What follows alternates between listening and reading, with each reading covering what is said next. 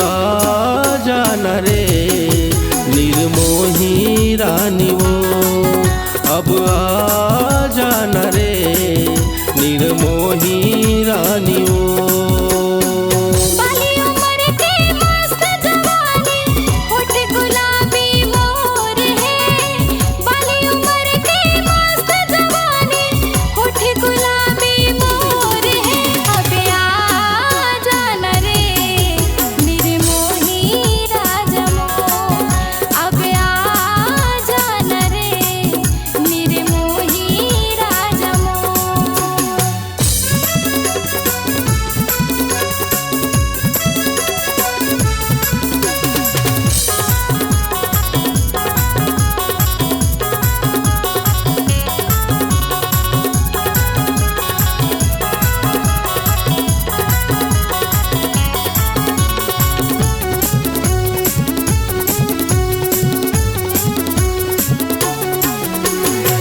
जब ले देखूं तोला वो गोरी नींद नहीं आवे मोला, 16 बरस के तोरे जवानी तरसत खावे मोर चोला।